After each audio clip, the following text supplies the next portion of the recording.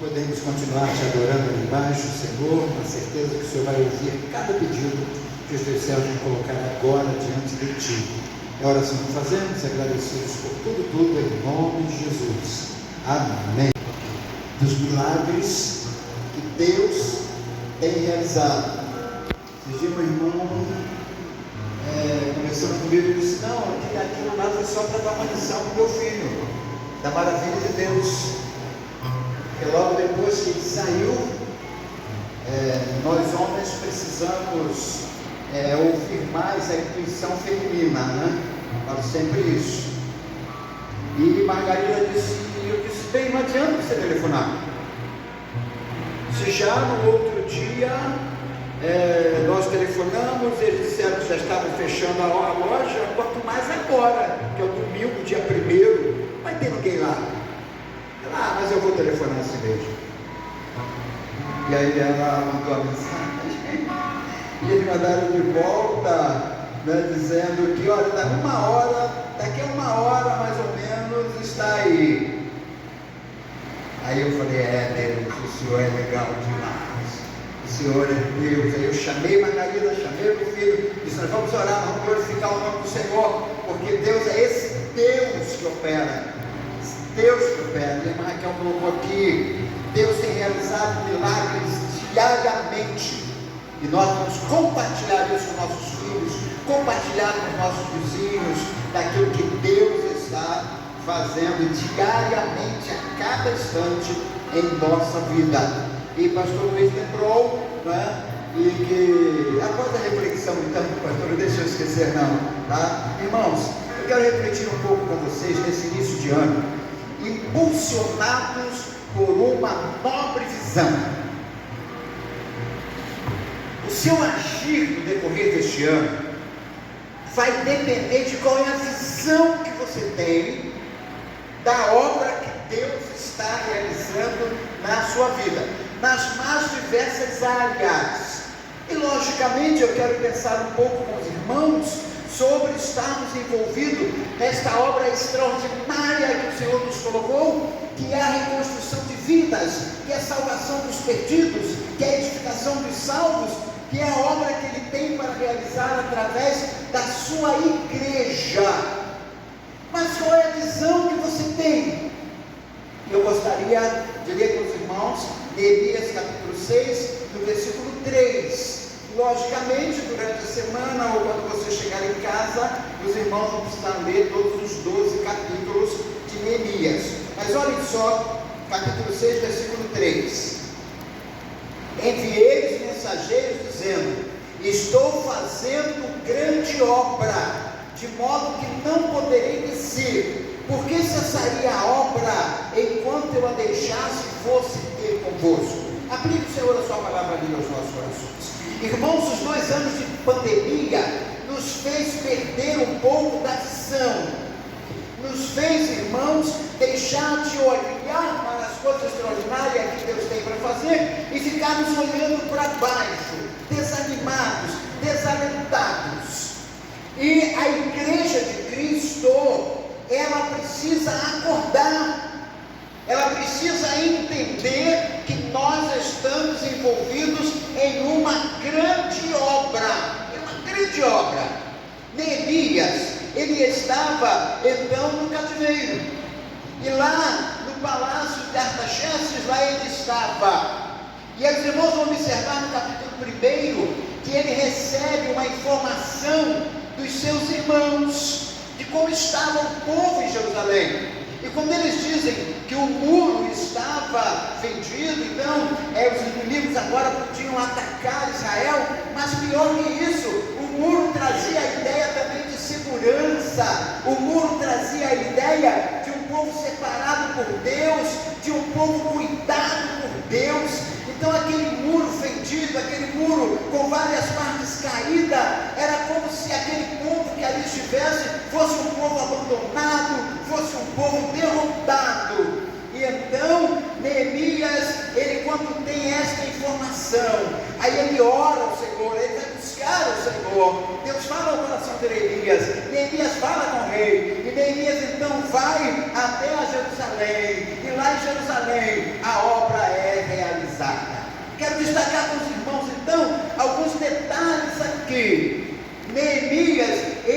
conhece a missão, ele conhece a importância daquele muro. Irmãos, há alguma solução para as pessoas que estão ao nosso redor, para os nossos amigos que estão perdidos sem Cristo, sem salvação? Há alguma outra esperança para eles? Mas às vezes nós agimos como se boas obras salvassem, como ser membro de uma igreja salvasse. Nós não temos uma visão clara da situação em que o povo se encontra, irmãos. Por que tantas pessoas suicidando-se? Por que tantas famílias aí se desfazendo? Por que tantas igrejas frias e desanimadas? Qual é a visão que nós temos deste povo? Um povo que perece sem Cristo e sem salvação. Precisamos entender que a única oportunidade para este povo é o encontro com Cristo e através da sua igreja. Agora, essa missão é nobre.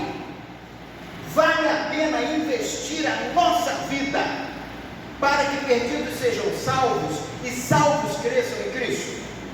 Vale a pena? Irmãos, vale a pena ser membro da Segunda Igreja Batista em Irajá?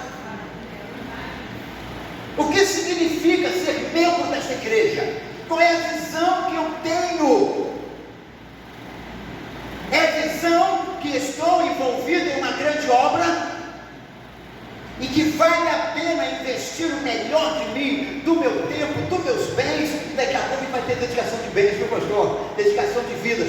Vale a pena, irmãos? Qual é a visão que eu tenho? É preciso que tenhamos a visão de que esta é uma grande obra. E Neemias vai dizer: eu não posso descer. Ou seja, quando eu sou estimulado pela visão que estou envolvido em uma grande obra, eu não vou ser atraído por coisas menores. Os irmãos vão verificar, dentro deste contexto do próprio capítulo 6, no versículo 2, olhem só: Sanbalat e Gesem mandaram dizer-me: vem, encontremos-nos na aldeia do vale de Ono, porém intentavam fazer-me mal. Eles chamam para um bate-papo amigável. Bate-papo amigável. As gostosas amizades que nós temos não vão nos tirar do envolvimento com esta obra, se tivermos a visão que é uma grande obra. Depois, no versículo 6, eles têm uma ameaça política. Olhem só: entre a gente se ouviu em Gesem, e tu e os judeus intentais revoltar-vos por isso, reedificas o muro, segundo se diz, quereis ser rei deles. Então eles disseram: Neemias, olha só, estão dizendo por aí que você está fazendo essa obra porque você quer dominar sobre todos os povos. Era uma ameaça política. Mas ele não desceu. Irmãos, há uma oportunidade de uma fuga religiosa.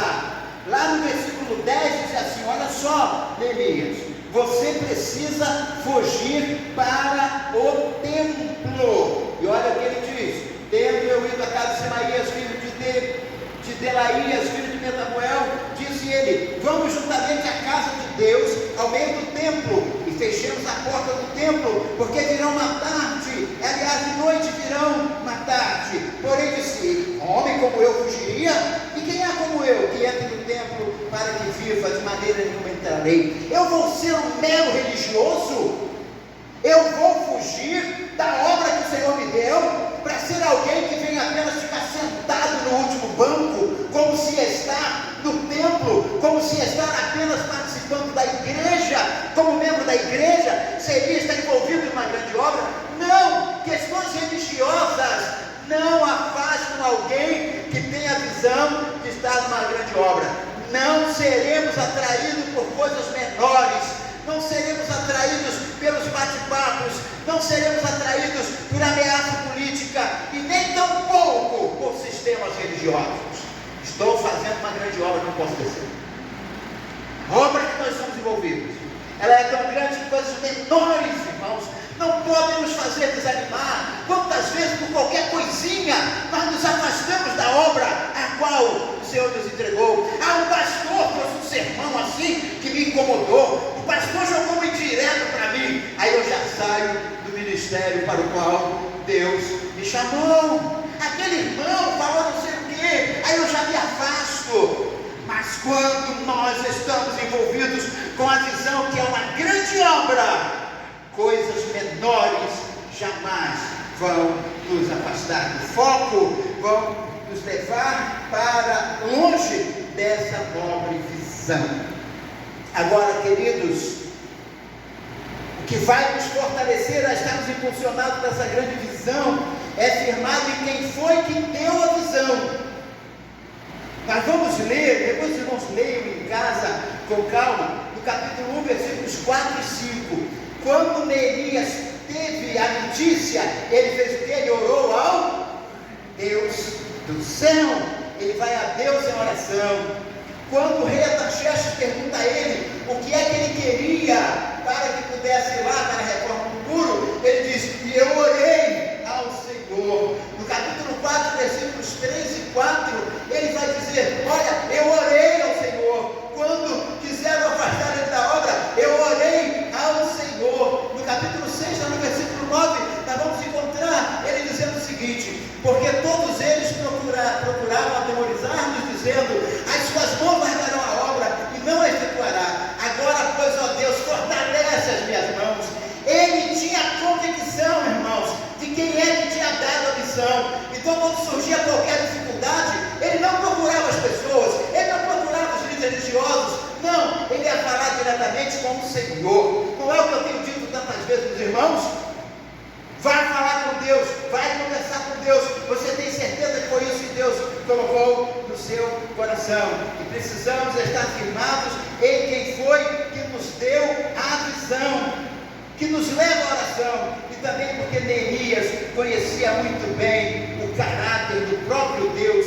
Veja só, capítulo 9, no versículo de número 17, no finalzinho do versículo: porém tu, ó Deus perdoador, clemente, misericordioso, tardio em ira e grande em bondade, e tu não nos desamparaste. Ele fala então das maravilhas, porque ele sabia de que Deus é perdoador, de que Deus é clemente, de que Deus é misericordioso. Mas no verso 33 ele vai dizer também: porque tu és justo em tudo quanto tens vindo sobre nós, pois tu fielmente procedestes e nós perversamente. Ei, Deus, o Senhor é justo. Nós estamos pagando o preço dos nossos pecados. O Deus é Deus de misericórdia, é Deus de amor, mas é Deus de justiça, meus queridos irmãos, e nós não podemos esquecer disso. Deus não se deixa escarnecer. O que o homem semear, isto ele ceifará. Deus é amor, Deus é misericórdia, mas não nos esqueçamos que Ele é santo e Ele é justo. E quantas pessoas vivem aí brincando com Deus? Eu disse na reunião dos homens na segunda-feira: nós temos que parar de brincar com o Senhor.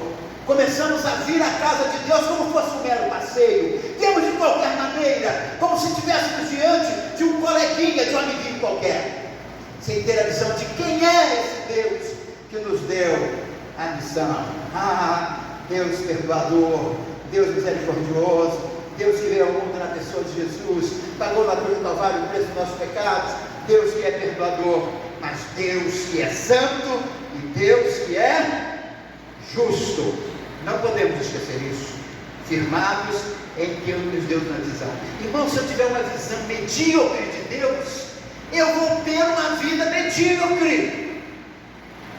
Se o Deus que eu creio é um Deus qualquer, é um coleguinha qualquer, eu vou tratá-lo de qualquer maneira.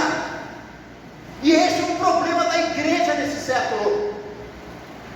Deus é um coleguinha, Deus é quem eu trato de você, sem a visão de quem Ele é. Nós precisamos ter visão clara de quem foi que nos deu essa própria visão.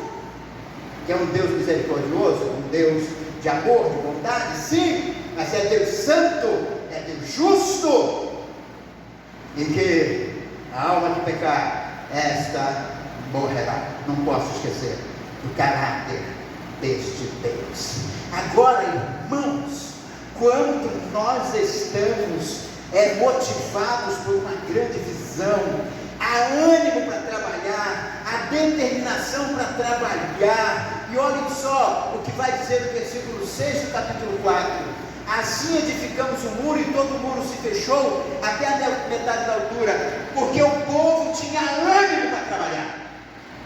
Se você está envolvido com uma grande obra, você tem ânimo para trabalhar. Há um gigante dentro de você, há estímulo dentro de você. Mas quando eu não tenho essa visão, aí qualquer coisa me desanima, qualquer coisa me faz parar. E eu vou pegar um gancho no testemunho que Viviane deu aqui. Ela estava com uma visão de que precisava apenas trabalhar para ganhar algum dinheiro para pagar as suas contas. Essa era a visão que ela estava. Mas no momento que eu tenho a visão, que eu estou diante de um Deus grandioso, poderoso, santo e justo. Olha para mim, Riane Cauane. Olhe para mim, Riane Cauane. Obrigado pela oportunidade que vocês me dão. Quando eu não tenho a visão clara da grande obra, eu não tenho ânimo para me envolver com essa obra, qualquer coisa me distrai. Mas quando há esta convicção de que eu estou envolvido em uma grande obra, eu não quero perder um minuto, eu não quero perder um segundo.